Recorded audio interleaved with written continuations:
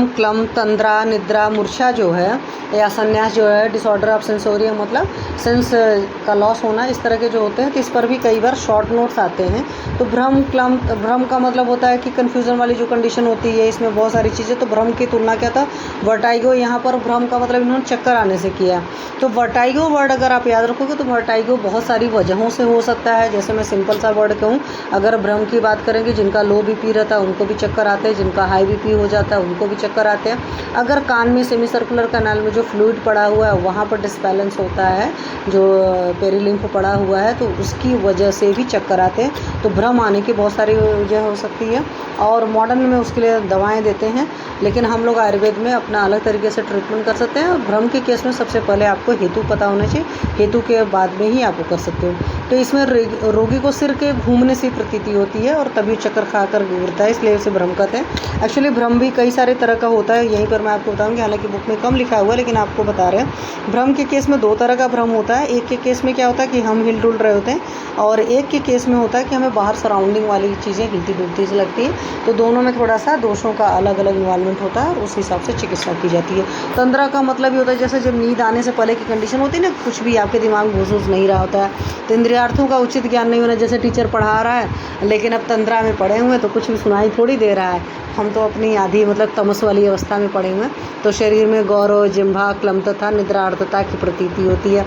तो कई बार इस तरह की कंडीशन आप लोग को पता है कि दो जगह हो सकती है। नॉर्मली भी मतलब जैसे क्लास में आप बढ़िया सा हैवी आपने खाना गुरु आहार खा करके लंच ब्रेक के बाद बैठे हो और टीचर कोई बोर सा टॉपिक पढ़ा रहा हो, वो भी बड़ी लो आवाज़ में, तो पक्का सी बात है वहाँ पर तंद्रा वाली कंडीशन रहती है।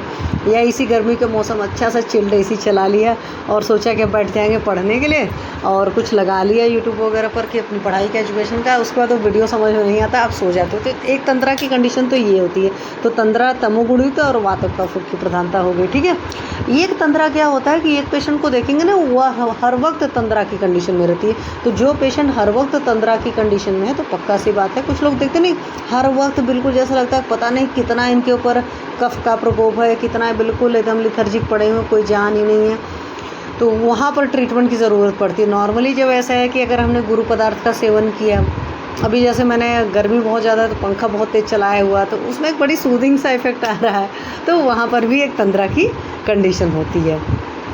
मूर्छा की क्या है कि इसकी तुलना मॉडर्न में फेंटिंग से किया जाता है या कोमा वगैरह से की जाती है, इसमें चेतना शक्ति का ह्रास हो जाता है। तो ये छोटे छोटे से क्वेश्चन है और इसमें साफ साफ लिखा कि मूर्छा जब होती है ना तो दोषों का बेग आने पर प्रकोप हुआ और दोषों का बेग शांत हो जाने पर रोगी स्वयं स्वस्थ हो जाता है, तो अर्थात बिना चिकित्सा के भी ठीक हो जाता है। पर होता क्या कि कितने टाइम इंटरवल के लिए आई, बहुत कम सेकेंड्स के लिए कुछ के लिए आती है तब तो चलता है, लेकिन अगर लंबा चलता है तो ऑब्वियस सी बात है कि इंसान को दिखाने जाना पड़ता है, मतलब आप चिकित्सक के पास ले ही जाएंगे। और आंखों के सामने दुख सुख का विवेक नष्ट करने वाला हो जाता है, मतलब आपको कुछ भी नहीं समझ आता है, तो ये चीज़ होता है। हालांकि जिसको जब आता है, जैसे मेरे को साथ में एक बार हुआ था, मुझे याद है कि डेंगू होने से पहले, मतलब डेंगू डायग्नोस होने से पहले मैं यहाँ से ट्रैवल करके चंडीगढ़ एक्सप्रेस से मैं चंडीगढ़ लखनऊ गई। लखनऊ स्टेशन पर जैसे ही मैं उतरी, मतलब वहाँ पर मुझे चक्कर टाइप का लगा और 1 मिनट के लिए मैं फेंटसी हो गई थी। तो मुझे आज भी नहीं याद है कि उस पर्टिकुलर मोमेंट में जो भी पर्टिकुलर सेकंड्स के लिए थे उसमें मुझे क्या हुआ था। तो वाकई इसलिए जो यहाँ पर वर्ड लिखा है ना, तो आंखों के सामने दुख सुख के विवेक को नष्ट करने वाला अंधकार छा जाता है। आपको कुछ भी उस वक्त नहीं समझ में आता, वो वक्त में क्या हुआ होगा पर सराउंडिंग की जनता आपको भले बता सकती, बट आप यू कैन नॉट से कि एग्जैक्टली मेरे साथ क्या हुआ था। तो that is known as the मूर्छा। तो कई बार ये सब छोटे छोटे क्वेश्चन पूछे जाते हैं। तंद्रा का था जैसे मैंने बताया था कि वात की कंडीशन है, तब ज़्यादा बढ़ा हुआ कफ का बहुत प्रकोप होगा। तो अर्ध सुसुप्तावस्था होता है, जैसे कोई इंसान बोलता नहीं मैं आधी नींद में हूँ, तो ये जो जम्हाई आती रहती है, कुछ चीज़ें समझ में नहीं आती। सबसे बड़ी बात है कि उसमें ऐसा नहीं है जम्हाई ही सिर्फ जिरम्भा नहीं होगा, जिरम्भा तो होगा, तो जिरम्भा तो आपके वातज्वर का भी पूर्व रूप था, उसमें आपको जिरम्भा भी होगा, आपको कोई चीज़ समझ में नहीं आएगी, बिल्कुल स्लीपी सी कंडीशन लगेगी। तो अर्ध सुसुप्तावस्था उसे कहते हैं, ड्रीमी कंडीशन या स्टपर वो वाली कंडीशन होती है, दैट इज़ तंद्रा। निद्रा का मतलब होता है जब सारी इंद्रियां शिथिल होकर अपने सारे कार्यों को रोक देती हैं, तो उस वक्त निद्रा का अनुभव होता है। तो आचार्य चरक जी ने 7 प्रकार की निद्रा को अनुभव किया है, मतलब उल्लेख किया, तो उसमें एक ही निद्रा जो होती है रात्रि स्वभाव प्रभवा, वही सही है। जो आहार निद्रा ब्रह्मचर्य में आपकी आती है वो रात्रि स्वभाव प्रभवा है, मतलब रात्रि के हिसाब से आती है। अब ऐसा नहीं है कि आजकल रात्रि स्वभाव प्रभवा होते हैं, जो लोग दिवासन के अधिकारी होते हैं या दिवासन करते हैं तो उनको दिन में भी होती है। हालांकि दिवासन आपको पता ही है कि कफ का प्रकोप करता है, सर्वदोष प्रकोपक होता है, आम का कारण करता है, मांस और मेदो धातु की दृष्टि होती है। तो 7 प्रकार की निद्रा जो है वो रट लीजिएगा, क्योंकि एंट्रेंस एग्जामिनेशन वगैरह में वैसे आ सकता है। दैट इज़ तमो भवा। तमो क्या बहुत ज़्यादा हो जाएगा तो भी नींद आएगी। अगर आपने ऐसा आहार विहार बहुत लिया कि जिसमें तम गुण बहुत ज़्यादा है तो पक्का सी बात है, जो भी पेशेंट कंप्लेन करते हैं, जैसे बहुत सारे पेशेंट आते हैं ना आपके पास आकर के कहेंगे, अभी आपका अनुभव पड़ेगा बच्चा, तो कहेंगे मैम दिन भर नींद आती रहती है। तो उनके डाइट में देखना है कि वो कौन सी ऐसी चीज़ें खा रहे हैं जिसकी वजह से है, क्योंकि उस डाइट में भी चेंज करना पड़ेगा। कई बार हो सकता है वो तम प्रधान चीज़ें खा रहे हो तो उसकी वजह से हो रहा है श्लेष्म समुद्भवा। अब कुछ लोग बहुत भारी भारी कफज वाली चीज़ें खा रहे हो तो उसकी वजह से नींद बहुत ज़्यादा आएगी। मना शरीर श्रम भवा। मना शरीर श्रम भवा मतलब हद से ज़्यादा अगर आप फिजिकल मेंटल दोनों लेवल कर लेते हो ना तो फिर तो नींद आती ही है, तो फीलिंग होती है, तो फिर ये नहीं ख्याल आता है। नॉर्मली आप 10 बजे सोते हो लेकिन आपने सुबह से बहुत ज़्यादा फिजिकल मेंटल वर्क किया तो हो सकता है शाम के 7-8 बजे ही नींद आ जाए, आप सो जाओगे। आगंतुकी होती है, एक कुछ वजह होती है सराउंडिंग, जैसे मैंने कहा ना अभी मौसम बाहर तो बड़ा गर्म सा है, अंदर आपने चिल्ड एसी चला लिया, बढ़िया सा म्यूज़िक व्यूज़िक बज रहा है, कोई काम धाम है नहीं, मतलब साथ में ये भी है कि कोई काम वगैरह कुछ कर रहा है नहीं तो यार चलो रेस्ट कर लिया जाए, तो 5 मिनट के लिए आपने सोचा कि पलके झपका लें और अच्छी खासी नींद आ गई। व्याधि निवर्तनी, तो कई बार बीमारियां होती तो नींद आती हैं। जैसे मेरा खुद का अनुभव है, जब पिछली बार मुझे फीवर आया था 2023 के जनवरी में, 2023 के जनवरी में फीवर आया था, तो अब अपने लोग को चिकित्सक होने के नाते पता है भाई कि दिन में नहीं सोना है, लेकिन वो हालत ऐसी रहती थी कि चाहे जितना रोको बिल्कुल जैसे कहते नहीं कफ तम सब बढ़ा हुआ था कि 24 घंटे नींद आती थी। कुछ टाइम उठ करके सोचते थे बैठ जाएं, और ऐसा नहीं था कि मोबाइल यूज़ कर रहे थे, कुछ भी नहीं, शरीर में जान ही नहीं रहती थी, लेटे रहते थे और लेटे रहने पर तुरंत नींद आ जाती थी। तो व्याधि निवर्तनी, तो कई बार इस तरह की भी नींद आती है। या कई बार आप लोग देखते होंगे ना कि लूज़ मोशंस वगैरह ज़्यादा हो जाते हैं तब भी आती है। कई बार फीवर के केस में, क्योंकि मेरा फीवर का ज़्यादा अनुभव है, फीवर के केस में होता है, लेकिन इस बार का ही फीवर ऐसा था जो कोरोना टाइप का था समथिंग, उसमें नींद ज़्यादा आई, अदरवाइज़ उतना नहीं होता है। फीवर हुआ रहता है लेकिन इंसान बैठा रहता है, लोगों से बातचीत करता रहता है, इस तरह की चीज़ें, तो व्याधि निवर्तनी उस तरह की। और रात्रि स्वभाव प्रभाव तो आपकी नेचुरल है ही नींद। क्लम का मतलब न्यूरोस्थेनिया, मतलब इसमें क्या होता है कि क्लम का मतलब समझ लो कि मेंटल लिथार्जिक लेवल को कहते हैं, तो बिना किसी प्रकार का श्रम की थकान की अनुभूति होती है, वही क्लम होता है। तो आज की डेट में मेजॉरिटी पेशेंट आपसे इस चीज़ की मतलब शिकायत करते हैं कि कुछ ज़्यादा काम नहीं करते। जैसे कल ही मैंने एक मरीज़ को देखा तो उनको था कि थोड़ा सा भी काम कर लो दिन भर में तो बहुत थकान लगती है। तो वैसे तो अगर आप सोचेंगे इन सारे जगहों पर आप क्या करेंगे, लीवर का ट्रीटमेंट करेंगे, पेशेंट को देखेंगे तो फैटी लीवर रहता है या हिपेटोमेगा लीवर का रहता है, पेशेंट के और भी बहुत सारे हेतु मिलेंगे और काफ़ी पुरानी हिस्ट्री होगी। तो यहाँ पर लीवर को ट्रीट करिए, आप समझिए तो एक तरीके से जीर्णोज्वर की चिकित्सा करेंगे ना तो उस तरह के रिजल्ट आ जाता है। तो ये क्लम जो होता है, हालांकि यहाँ पर इन्होंने मानस उसमें दे रखा है, बट आज की डेट में मेजॉरिटी पेशेंट की तकलीफ होती है कि भाई हम बहुत कम काम करते हैं लेकिन तो भी थकान सी हमेशा लगी रहती है। यहाँ पर इंद्रियाँ भी अपने विषयों को समुचित रूप से प्रवृत्त नहीं होती, जैसे मंद पड़ जाती है। जैसे मान लो अभी मैं पढ़ा ही रहेंगे तो कुछ लोग को तो बड़े अच्छे से समझ में आ रही है सारी बात, और कुछ लोग होंगे बस सुन रहे होंगे, आधा सुन रहे होंगे, आधा ध्यान उनका कहीं होगा। तो इस प्रकार था शारीरिक तथा मानसिक दोनों प्रकार की स्थिति क्लम कहलाती है। जबकि मुझे जैसे किसी और ने बताया था कि मानसिक प्रकार की होती है, तो शारीरिक में तो रखता ही ये बन सा थका सा है, मेंटली भी वो बंदे उनको कुछ समझ में आता होता नहीं है उसको। तो यहाँ स्मृति दौर्बल, मन का चांचल्य, सिरोवेदना, गात्रशूल, चिचरण, अनिद्रा, इतना सारा जब लक्षण पाया जाएगा तब उसको क्लम में आप या न्यूरोस्थेनिया वर्ड जो यूज़ किया उसके लिए इस्तेमाल करेंगे। तो स्मृति दौर्बल्य, मान लो पेशेंट अगर आपका 50 का आ रहा है तो ऑब्वियस सी बात है वहाँ पर तो स्मृति दौर्बल्य थोड़ा सा पाया जाएगा। मन का चांचल्य, अवरसत्व वाले मन के चंचल होते ही हैं, साथ में हेडेक है, गात्रशूल है, चिड़चिड़ापन है, निद्रा है। तो मेरे पास इस तरह के 1-2 पेशेंट अभी मैं ट्रीट कर रही हूँ, उनके भी इस तरह के लक्षण हैं, तो क्लम में हैं। तो वहाँ पर मेनली स्ट्रेस वाला बहुत ज़्यादा हेतु मिलता है कि उन्होंने लाइफ लॉन्ग स्ट्रेस बहुत ज़्यादा लिया है, सही से खाया पिया नहीं, चाहे अवेयरनेस रही है चाहे नहीं रही है, चाहे कुछ और वजह रही है, तो इन सब वजहों से इस तरह के क्लम वाला था। ग्लानि का मतलब एक तरीके से हर्ष है, इंसान हमेशा ना कहते हैं दुखी सा रहता है। तो ग्लय हर्ष क्षय धातु से उत्पन्न ग्लानि शब्द का अर्थ है हर्ष का क्षय। हर्ष मतलब खुशी नहीं है, बंदा खुश ही नहीं है। हाइपोकॉन्ड्रियासिस से की जाती है तो कभी भी प्रसन्नचित्त नहीं रहता, जिसको हम कह सकते हैं ना सिंपल वर्ड में गिलाने के लिए आप कह सकते हो उदास चित्त। हमेशा बंदे का चित्त जो है, मन जो है उदास रहता है। मनोदैहिक कष्ट की शिकायत करता है, मतलब नाना प्रकार के, मतलब पेशेंट को एक्चुअल तकलीफ़ नहीं रहेगी तो कभी आपसे ये बोलेगा कि ये प्रॉब्लम हो रही, कभी वो प्रॉब्लम हो रही। ये सब सारी चीज़ें क्या होती है, आप ये समझ लीजिए कि पेशेंट अवसत्व का है और उसको अटेंशन चाहिए होता है। तो यहाँ पर उनको बहुत सारे उस तरह के मेद दवाएँ तो देनी पड़ती है, साथ में काउंसलिंग करनी पड़ती है और साथ में उनको थोड़ी सी पैम्पर करनी पड़ती है, या उनको सिखाना पड़ता है कि आपने ये काम अच्छा कर लिया तो अपने आप को खुद ही पैम्पर करो, मतलब खुद ही बोलो कि मैंने अच्छा किया, तो यू विल फील गुड। तो किसी कार्य में उत्साह एवं रुचि नहीं लेता है या पूर्ण रूप से मनोविकार है तो इसकी चिकित्सा भी सत्वावजय, धैर्य, स्मृति और आश्वासन आदि मानस उपाय द्वारा की जाती है। खासकर ये जो सीनियर सिटीजन्स होते हैं, जब रिटायरमेंट के बाद हो जाता है ना, जैसे मेरे एक दो पेशेंट थे, मैंने कहा सर अभी तक आपका टाइम तो मान लो जॉब करते थे, अब कैसे टाइम पास होता है?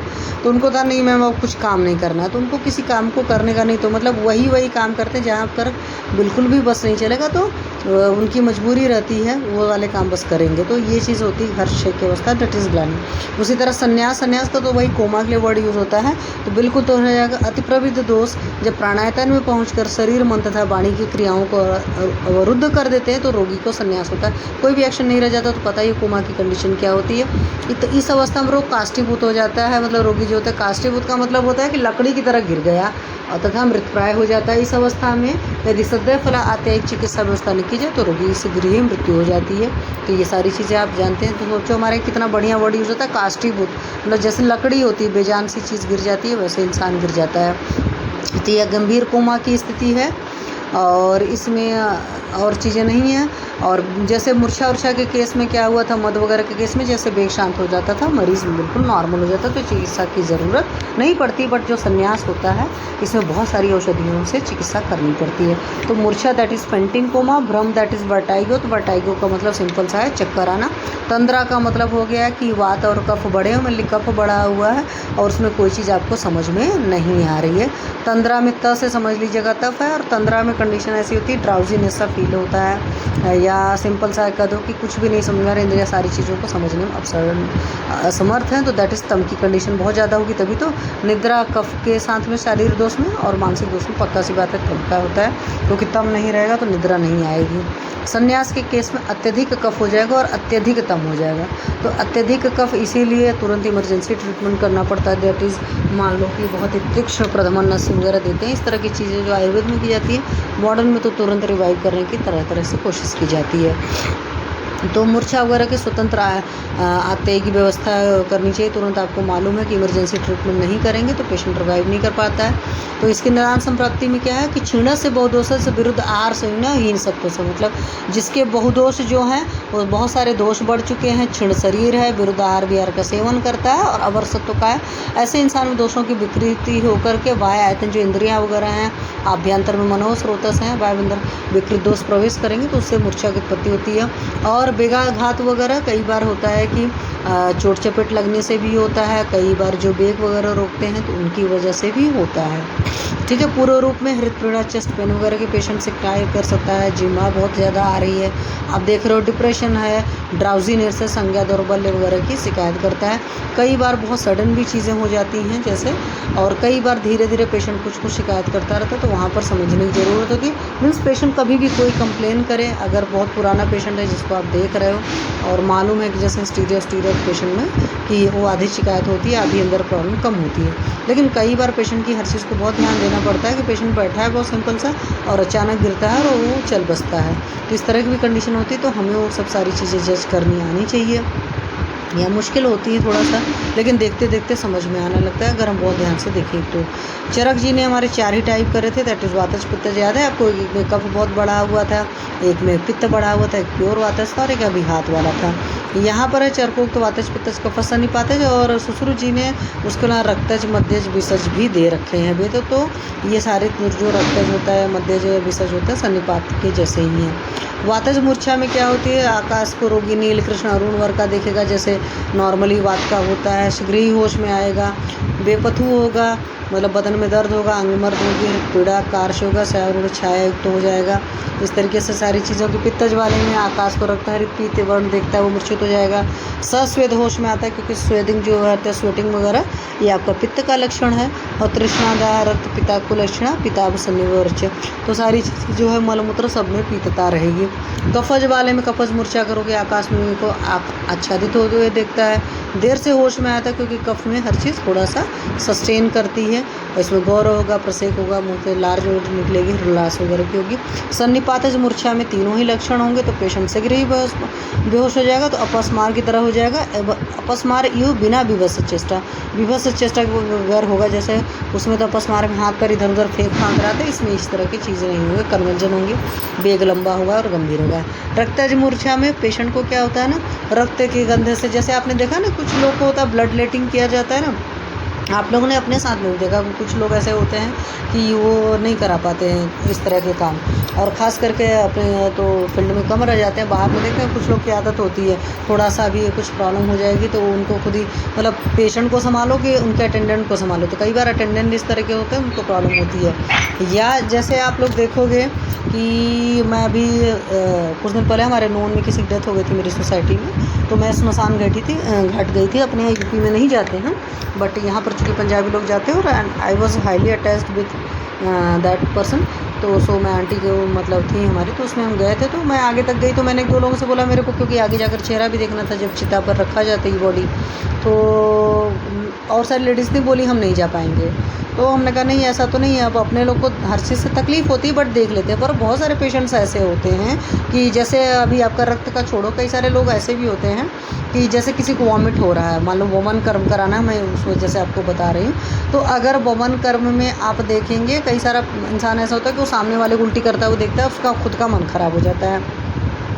कई बार ऐसा होता है डिलीवरी करते हो, अगर आप लोगों ने किया होगा तो देखा होगा, डिलीवरी को वक्त पेशेंट जो होती है मतलब फीकल मैटर भी डिस्चार्ज हो जाता है, तो कई बार उस वजह से भी, तो जिनको बहुत ज़्यादा स्मेल सेंसिटिव वगैरह होते हैं, तो फिर उनको बोला जाता है कि भाई आप डिलीवरी मत कराओ, क्योंकि नॉर्मल डिलीवरी में तो ये समझ लो कि 50-60% पेशेंट के साथ में ऐसा होता ही रहता है कि बेबी के आने से पहले फीकल मैटर पहले आ जाता है, क्योंकि प्रेशर लगेगा तो एक ही एरिया है, तो वहाँ से डिस्चार्ज हो जाता है। और फिर कई बार इसीलिए पेशेंट को पहले एक बार एनीमा दे दिया जाता है कि सारी चीज़ें साफ़ सुथरी रहें, और उसमें बहुत पुराना पड़ा रहता है, बहुत फाउल स्मेल वगैरह भी आता है, और हमें बेबी को भी वो करना होता है। तो रक्त मूर्छा का केस है इसी तरीके से। यहाँ मूर्छा था, मैंने वमन का भी आपको बता दिया कि बहुत सारे लोग को इस तरह की परेशानी होती है, तो उससे मन ख़राब हो जाता है, या डिलीवरी वगैरह करते हो। इसी तरह रक्त मूर्छा है कि बहुत सारे लोगों ने ज़्यादा खून देख लिया तो उनको वैसे ही होने लगती उल्टी, या मन ख़राब होने लगता है, चक्कर आने लगता है, वो वहाँ से हट जाते हैं, सांस सोच लेने में उनको तकलीफ़ होने लगेगी।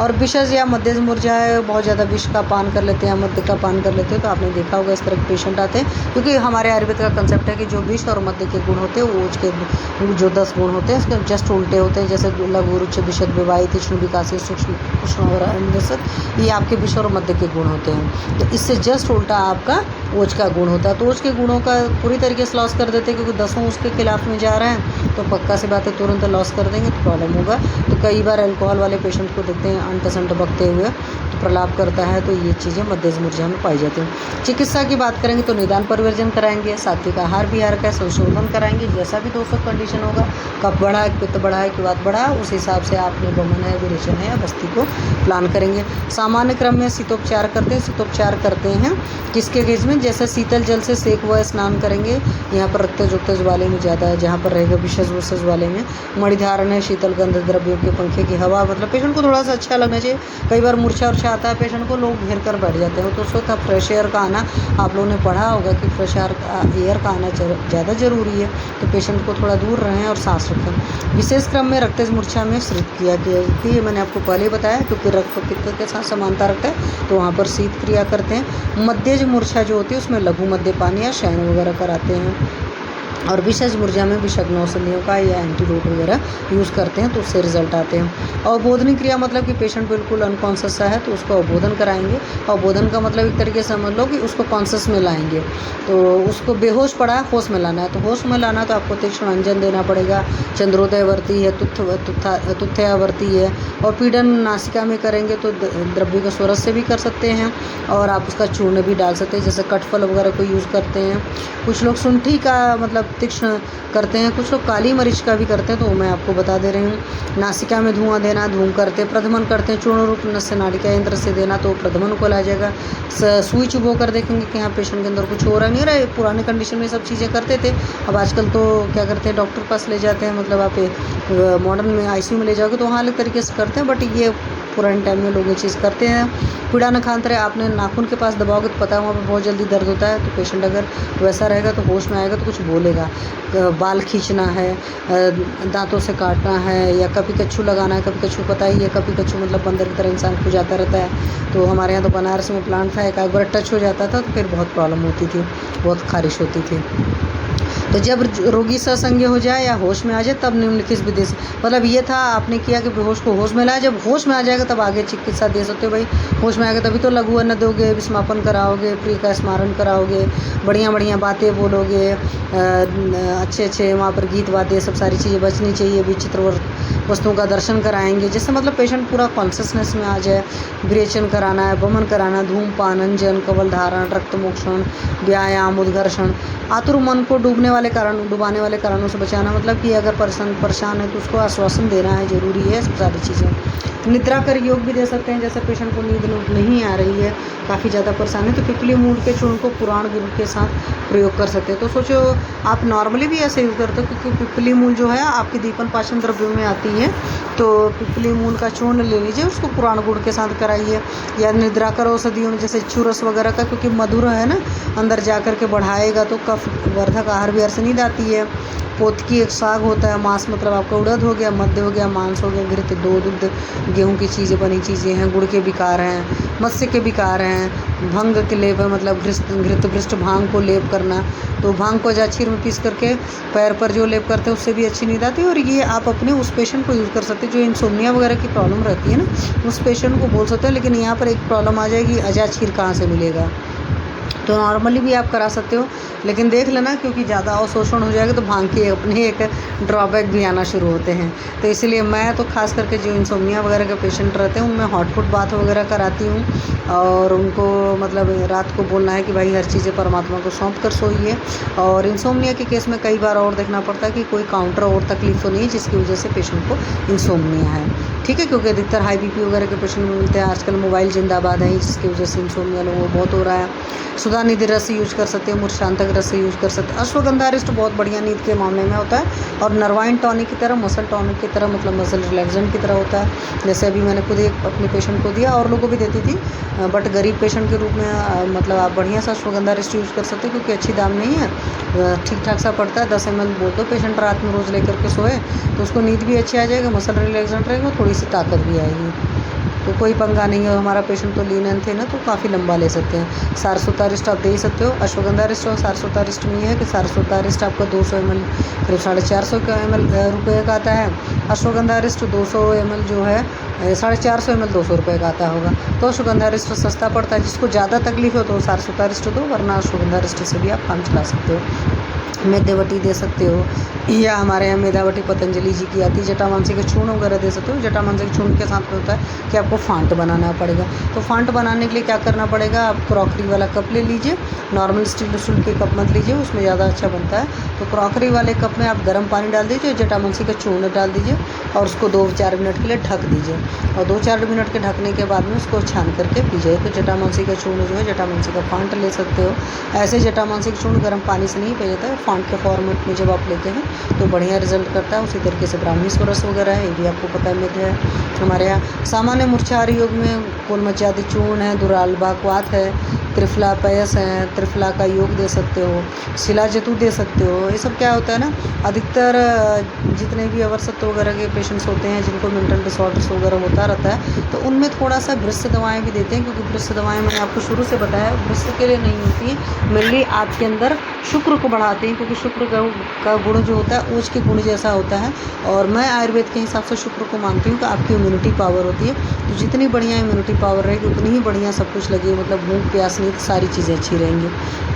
कोम्ब सर्पी मतलब होता है कि बहुत पुराना घृत जो होता है वो यूज़ करते हैं। हालांकि पुराना घृत अधिकतर लगाने के पर्पज़ में लोकल ट्रीटमेंट के लिए ज़्यादा यूज़ किया जाता है। पानी कल्याण घृत यूज़ करते हो, महातिक्त घृत वगैरह यूज़ कर सकते हो, और तिक्त षटफला घृत वगैरह जो होता है, ये सब सारी चीज़ें। महातिक्त घृत आप वहाँ पर यूज़ करिए जहाँ पर आप पेशेंट को देख रहे हो ना कि पित्तज बहुत सारी परेशानियाँ हैं, तो वहाँ पर पेशेंट को सुबह सुबह बोल दीजिए। हालांकि ज्वर के केस में भी इसको आप पान के रूप में देते हो, पेशेंट के अच्छे रिजल्ट आते हैं।